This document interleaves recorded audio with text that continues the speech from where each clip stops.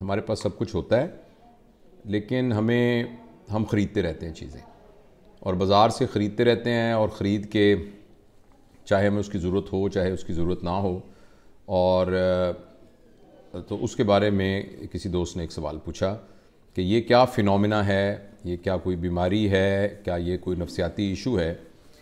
تو دیکھیے یہ ایک نون بیہیویورل ایشو ہے کہ جس میں جب کوئی شخص بعض اوقات سٹریس میں ہوتا ہے اور بعض اوقات جو ہے وہ کسی انزائٹی میں ہوتا ہے اور ایموشنلی سٹیبل نہیں ہوتا تو وہ خریداری کرنی شروع کر دیتا ہے, شاپنگ کرنی شروع کر دیتا ہے. اور اس کے لیے ایک ٹرم ہے جسے کہتے ہیں compulsory buying syndrome, compulsory shopping syndrome. تو ایک تو یہ جاننا بہت ضروری ہے کہ کب یہ بیماری ہے اور کب یہ صرف مزاج کا حصہ ہے. دیکھیے کسی بھی ایڈکشن کی جو ڈیفینیشن ہوتی ہے اس کے جو انگریڈینٹس ہیں ان میں ایک یہ ہے کہ جس چیز کی بھی آپ کو ایڈکشن ہو وہ آپ کا اس پر اختیار نہ ہو, یعنی آپ مجبور ہو جائیں. آپ کو پتہ ہے کہ سگریٹ پینی بری ہے مگر آپ رک نہ سکتے ہوں اور سگریٹ پئیں. آپ کو پتہ ہے کہ یہ جو نشہ کرنا ہے یہ غلط ہے مگر آپ کنٹرول نہ کر سکیں. ایک بات.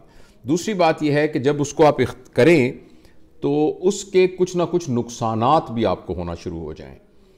اور تیسرا یہ ہے کہ اگر آپ وہ نہ کر سکیں تو آپ کو اس کی کریونگ ہونی شروع ہو جائے, آپ کا دل کرنے لگ جائے کہ یہ میں نے کرنا ہے. اور آخر میں یہ کہ اگر آپ اس کو چھوڑ دیں تو اس کے ودڈرال ایفیکٹس ہونے شروع ہو جائیں. تو یہ ایڈکشن کے اندر یہ تمام چیزیں ہوتی ہیں. تو جب بھی کسی شخص کو یہ پرابلم ہے کہ جب اس کو وہ پریشان ہے, جب وہ دکھی ہے, جب بھی اس کو کوئی ایموشنل سٹریس ہے تو وہ شاپنگ کرنے چلے جاتا ہے اور وہ بالکل اس کے اختیار میں نہیں ہوتا. وہ ضرورت ہو یا ضرورت نہ ہو وہ خود شاپنگ کرنی شروع کر دیتا ہے. اور یہ کہ اگر وہ نہ کرے تو پھر اس کی کریونگ ہونی شروع ہو جاتی ہے. اور چوتھا یہ ہے کہ اگر وہ نہ کرے تو اس کے ودڈرال ایفیکٹس اس کو ہونا شروع ہو جاتے ہیں. اور ساتھ یہ ہے کہ فائنینشیل پرابلم ہونا شروع ہو جائے, سوشل پرابلم شروع ہو جائے. تو پھر ہم یہ کہیں گے کہ اس بندے کو کمپلسیو شاپنگ ڈس آرڈر ہے. اور اگر کوئی شخص یہ آئیڈینٹیفائی کرتا ہے کہ اس کے اندر یہ 4-5 چیزیں موجود ہیں تو میں آپ کو آنیسٹلی بتاتا ہوں کہ یہ کسی تقریر سننے سے یا کسی قسم کی کتاب پڑھنے سے ٹھیک نہیں ہوگا. یہ ایک طرح کی سائیکیٹرک بیماری ہے اور جس کے لیے آپ کو پراپر کلینکل سائیکالوجسٹ یا کسی سائیکیٹرسٹ سے رابطہ کرنا چاہیے. لیکن اگر یہ اس حد تک نہیں ہے, اس سے ذرا کم حد تک ہے, تو پھر کچھ ایسے میئرز ہیں کہ جن کے ذریعے ان کو کنٹرول کیا جا سکتا ہے. پہلی بات تو یہ ہے کہ ہر چیز کی جو روٹ کاز ہے نا وہ یہ ہے کہ ہم ایموشنلی کتنے ساؤنڈ ہیں. یعنی جب بھی ہمارے اوپر سٹریس پڑتا ہے تو جو ہماری ایموشنل سپورٹ ہے اور جو ہماری ایموشنل ویل بینگ ہے اور جو ہمارے ایموشنز کو خوراک چاہیے وہ خوراک کیا ہم اپنے آپ سے پورا کر سکتے ہیں کہ نہیں کر سکتے. میں نے پچھلی ایک گفتگو میں آپ سے عرض کیا تھا کہ کسی چائلڈ اور ایڈلٹ کے اندر جو فرق ہے نا, اور وہ دیوار جس کو پھلاند کے ایک چائلڈ ایڈلٹ بنتا ہے اور ہم یہ کہنا شروع کر دیتے ہیں کہ اب تم بچے نہیں رہے, اب تم بڑے ہو گئے ہو, تو وہ جو لینڈ مارک ہے وہ لینڈ مارک یوں تو بہت سارے ہیں مگر ایک اہم لینڈ مارک ہے. اور وہ اہم لینڈ مارک یہ ہے کہ جو بچہ ہے وہ اپنی ایموشنل نیڈز کے لیے اور لوگوں کا محتاج ہوتا ہے. اس کو چاہیے کہ اس کو اپریشیٹ کیا جائے, اس کو چاہیے کہ کوئی کہے تم بہت پیارے ہو, اس کو کہا جائے تم بہت اچھے لگتے ہو, اس کو یہ کہا جائے کہ تم یہ کام بہت اچھا کر رہے ہو اور تم تو بہت اچھے ہو. تو اس کی جو ایموشنل نیڈز ہیں اس کے لیے وہ محتاج ہو, اس کو موٹیویشن کے لیے باہر سے نیڈ چاہیے ہو, تو وہ چائلڈ.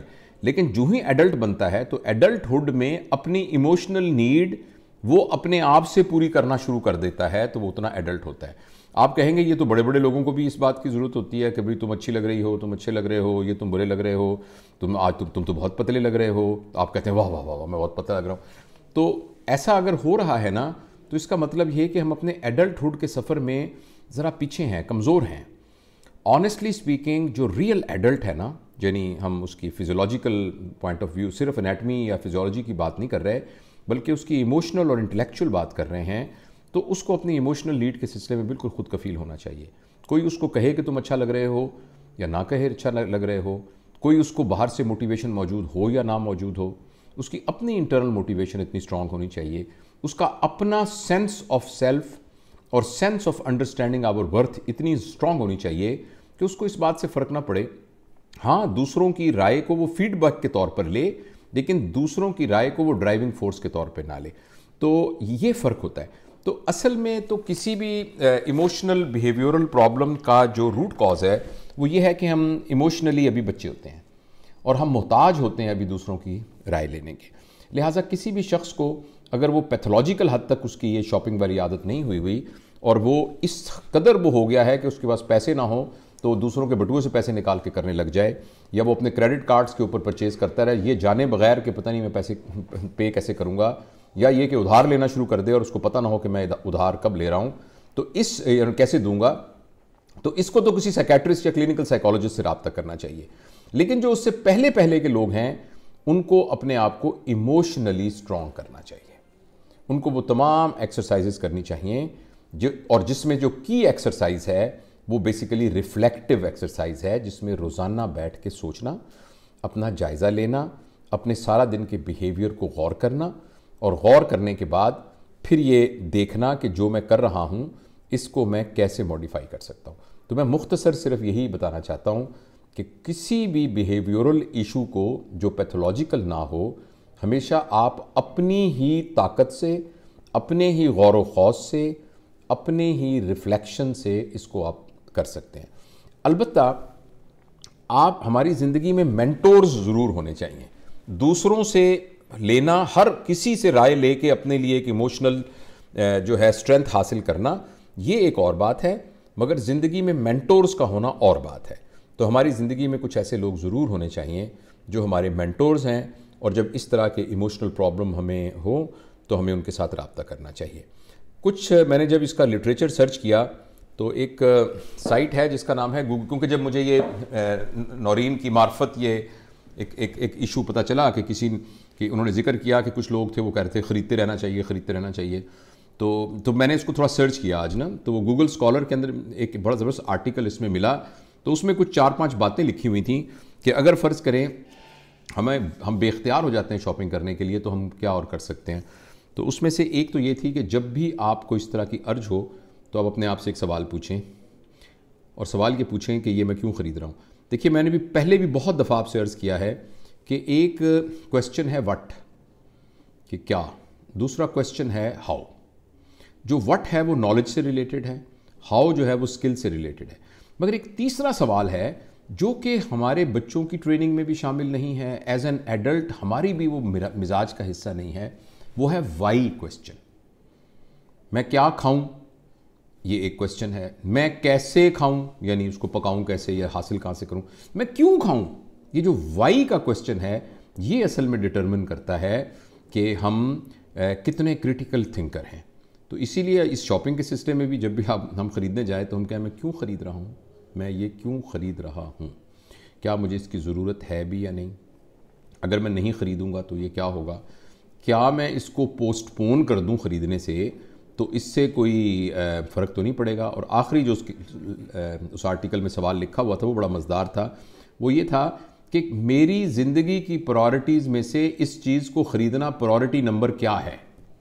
جو میری زندگی کی پرائورٹیز ہیں، کیا یہ اس وقت یہ جوتا خریدنا اس پرائورٹیز میں آتا ہے کہ نہیں آتا. تو یہ اس میں یہ لکھا ہوا تھا جو دیکھنے میں بڑا اٹریکٹیو سا لگتا ہے کہ یہ 5 سوال ہم پوچھیں، لیکن یہ 5 سوال پوچھے گا وہی جو ایموشنلی اسٹرانگ ہوگا. ایک تو یہ بات. اچھا، دوسرا ایک اور جو اس کا اسپیکٹ ہے کہ بعض اوقات کسی کو کوئی بیہیویورل پرابلم بھی اتنا زیادہ نہیں ہوتا اور وہ اس کا بیمار اور ایڈکٹ بھی نہیں ہوتا، مگر اس کے پاس پیسے بہت ہوتے ہیں اور وہ کہتا ہے یار پھر کیا ہوا، میں اتنے لاکھوں روپیہ کماتا ہوں، اگر فرض کریں میری کبڈ کے اندر 50 سوٹ پڑے ہوں گے تو پھر کیا ہوا. ٹھیک ہے، میں 6 مہینے میں نے پیسے کہاں قبر میں لے کے جانے، اگر میرے پاس 50 پرفیوم نہیں پڑے ہوں گے تو پھر کیا حرج ہے. تو اس قسم کی جو سپینڈنگ ہے اس کا ہم کیا کریں. دیکھیے، اس سلسلے میں بڑی سمجھنے کی بات یہ ہے کہ میں نے بہت پہلے عرض کیا تھا ایک دفعہ آپ کو کہ انسان اپنی زندگی میں ایک کلاسیفیکیشن کے حساب سے یا باڈی لیول پر ہوتے ہیں، یا ہارٹ لیول پر ہوتے ہیں، یا مائنڈ لیول پر ہوتے ہیں، یا یعنی سول لیول پر ہوتے ہیں. وہ لوگ جو باڈی لیول پر ہوتے ہیں وہ اپنی پرپز آف لائف کے حساب سے ہمیشہ لوور لیول پہ ہوتے ہیں. यहाँ یہ بات میں کلیئر کرنا چاہتا ہوں کہ کوئی بھی یہ نہیں کہہ رہا کہ باڈی لیول پہ ہونا برا ہے یا ہارٹ لیول پہ ہونا زیادہ اچھا ہے اور سول لیول پہ ہونا بہت ایکسٹرا آرڈنری ہے. یہ ہماری اپنی چوائس ہے. لیکن وہ لوگ جو باڈی لیول پر ہمیشہ ہوتے ہیں ان کی ساری زندگی کی ساری ایفرٹ، ان کا ہارڈ ورک، ان کی انٹیلیجنس، ان کے ریلیشنز، ہر چیز ان چیزوں کو اکٹھا کرنے میں لگ جاتے ہیں جن کا تعلق باڈی سے ہوتا ہے. اور وہ ظاہر یہی ہے کہ آپ کی آسائش کی چیزیں، آپ کے کپڑے، آپ کے زیور، آپ کا لباس، آپ کی سواری، آپ کا گھر اور تمام میٹیریل چیزیں. تو اگر فرض کریں ہم اس لیے بہت سپینڈنگ کر رہے ہیں کہ ہمارے پاس پیسے بہت ہیں، تو ہمیں تھوڑا سا ریفلیکٹ ہو کر کے یہ دیکھنا چاہیے کہ میں اپنے پرپز آف لائف کے اندر کہیں بہت نیچے لیول پر تو نہیں پلیس کر اپنے آپ کو کر رہا. کہیں ایسا تو نہیں ہے کہ مجھے اپنی ضروریات اور اپنی خواہشوں کے درمیان جو لائن ہے اس کی سمجھ میں نہیں آ رہی، اور وہ لائن اتنی بلر ہو گئی ہے کہ میں اپنی خواہشوں کو اپنی ضروریات سمجھ رہا ہوں. اور یہ تو ایک بات ہے. دوسری بات یہ ہے، یہ جو بات میں کرنے لگا ہوں یہ ذرا مشکل بات ہے، اور میں بالکل اپنے دل میں جھانک کر اور کوشش کر رہا ہوں کہ وہ بات جو میرے حق الیقین میں وہی یہی کہوں، اور وہ بات جو میرے اپنے عمل میں ہو وہی بات کہوں عاجزی کے ساتھ. کہ دیکھیے، اگر ہمارے پاس بہت پیسے ہیں نا، تو اس کا قطعاً یہ مطلب نہیں ہے کہ ہم ان تمام پیسوں کے مالک ہیں. یہ بالکل ایسے ہی ہے جیسے بینک کے کیشیئر کے پاس کروڑوں روپے کا کیش پڑا ہوتا ہے، تو لیکن یہ ضروری نہیں ہے کہ وہ بینک کا جو کیشیئر ہے وہ اس کا مالک ہے. البتہ اس کو باقی لوگوں کی نسبت زیادہ ٹرسٹ وردی سمجھ کر اس کو یہ کیش دیا جاتا ہے تاکہ حقداروں کو یہ حق پہنچا دے.